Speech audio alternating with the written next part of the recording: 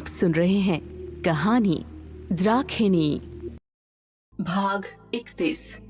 राजन वहाँ खड़ा हुआ और उसने उर्मी की तीसरी आंख, देवी द्राक्षाणी के प्रति उसकी भक्ति, उसका पूरा गर्भ और उसका शांत और शांतिपूर्ण चेहरा देखा। राजन का हृदय दर्द से कराहने लगा। उनके जीवन का सबसे बड़ा सवाल ये बन गया था कि क्या सही और क्या गलत। राजन ने पूरे मन से उर्मी को उस अंधेरे पिंजरे से बाहर निकालने की कामना की, लेकिन इंद्राशीष केवल पुरुष या पति नहीं थे, वो एक राजा थे। राज चक्रवर्ती राजन इंद्राशीष भी थे। उसकी आंखों से आंसू छलक पड़े। उर्मी ने आंखें खोली और जेल के बाहर अपने सामने खड़े राजन को देखा। इतने दिनों बाद राजन को देखते हुए उर्मी के दिल को सबसे बड़ी शांति मिली। उसे याद आया कि उसने आखिरी बार राजन को कब देखा था। उसने मुस्कुराते हुए अलविदा कहा था और जॉनमेजॉय के साथ चली गई थी। फिर राजन का आदेश आया कि उर्मी को जेल में डाल दिया जाए। ऐसे ही कई महीने बीत गए। उर्मी बस एक बार फिर राजन को देखने की उम्मीद के साथ जी रही थी। थोड़ी सी मशक्कत के बाद उर्मी उठ खड़ी हुई और राजन की तरफ आ गई। उसकी प्रिय रानी की भयानक दशा देखकर राजन का हृदय द्रवित हो उठा। हालांकि उसने एक गुस्सैल चेहरा बनाए रखा और उस जगह से दूर जाने के लिए कदम बढ़ा दिया।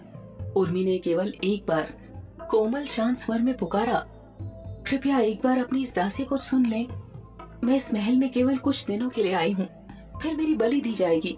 मेरे और मेरे बच्चे के खून से तुम्हारे मन का अंधेरा धुल जाएगा।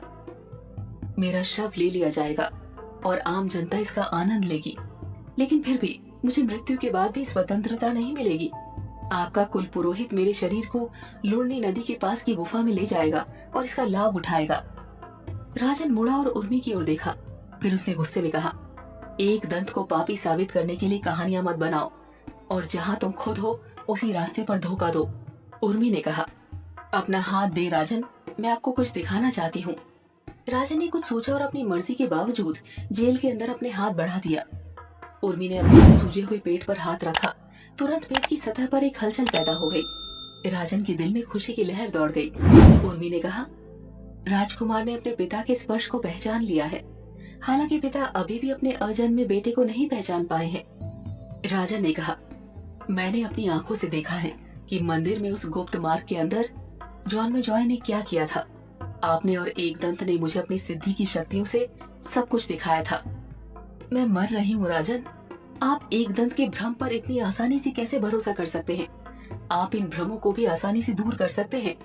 कोशिश करें और खुद को देखें। एक दंत ने आपको क्या दिखाया? क्या आपने कभी ऐसा आमने सामने देखा है? एक दंत ने इसे अतीत कहा था और आपको अपना बनाया हुआ भ्रम दिखाया था। वो एक शाश्वत जीवन चाहता है। यही कारण है कि वो केवल रोहिणी नक्षत्र में पैदा हुई महिलाओं को चुनता है और उन्हें देवी द्राक्षाणी के चरणों में बलिदान करता है। इसके अलावा उसने देवी द्राक्षाणी की मूर्ति को इतने सालों तक पिंजरे में बंद कर दिया था। उस एक दंत ने तुम्हारी माँ को मार डाला था, यहाँ तक कि तुम्हारा पहला प्यार धरा भी उसके द्वारा मारी गई थी। अब वो राक्षस तुम्हारे बेटे और तुम्हारी उर्मी को भी मार डालेगा। देवी के नाम पर और कितने जीवन चले जाएंगे? तभी राजन ने कहा, आप मुझे उर्मी पर शक करने के लिए मजबूर कर रहे हैं। आपने मुझसे बहुत कुछ छुपाया है। तभी उर्मी ने कहा, मैं आपको सब कुछ बता देती, लेकिन मैं खुद संदेह में थी। जब मैं गुरुदेव से अपनी शिक्षा सीख रही थी तो मुझे उस गुप्त गुफा के बारे में पता चला। देवी द्राक्षाणी ने खुद मुझे ऐसा दिखाया।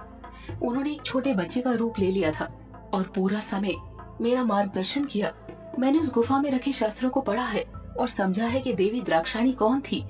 मैंने उनके पुराण रहस्य और उनकी पूजा विधियों के बारे में सीखा। कृपया मुझ पर विश्वास करें जब मैं कहती हूँ कि आदि पराशर शक्ति पांचवी वैष्णवी है। वो कोई भी मांस सेवन नहीं करती है। वो खून से दूषित है। नहीं नहीं, सब कुछ झूठ है। जॉनमेजॉय ने देवी केशी के साथ अपना रिश्ता छुपाया था और तुमने मुझसे बहुत कुछ छुपाया है। तुम दोनों ने मुझे धोखा दिया है। राजन उर्मी से दूर चला गया। राजन अपने पैरों पर लहराते हुए कारागार की पत्थर की सीढ़ियों से नीचे महल की ओर चला गया। उर्मी के अंदर दर्द का ज्वालामुखी फट गया। उर्मी ने एक दंत के कुकर्मों को अपनी पूरी शक्ति से सहन किया।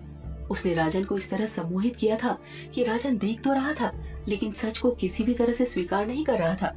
वो सुन रहा था, लेकिन समझ नहीं रहा था। लेकिन ये अंधेरा ज्यादा दिन तक नहीं रहने वाला।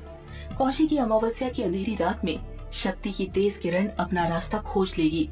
उस समय उस शैतान एक दंत की रक्षा कोई नहीं कर पाएगा। उर्मी कोई आम इंसान नहीं थी। काल भैरव रूरू और 64 योगिनियों में से एक कपालिनी इस पृथ्वी पर दुष्ट शक्तियों को नष्ट करने और समाप्त करने के लिए पृथ्वी पर वापस आ गए हैं। उर्मी और जॉनमजॉय भले ही इंसानों के रूप में पैदा हुए हों, लेकिन वे देवीय शक्तियों से भरे हुए थे। जैसे ही राजन के अंदर काले जादू की शक्ति समाप्त हो जाएगी, वो द्राक्ष राज्य जलते सूरज की चमक का सामना करेगा। राजन अपने कमरे में लौट आया। उनके हृदय में शांति का कोई संकेत नहीं था। इतने दिनों बाद उस छोटे से पिंजरे में उर्मी को देखकर राजन कैसे खुश हुआ। उसके अंदर दर्द और उदासी के ज्वालामुखी फटने से राजन निस्तेज हो गया। राजन ने कुछ देर सोचा और सीधे मंदिर प्रांगण की ओर चल दिया। सारे तर्क देवी द्राक्षिणी से संबंधित थे।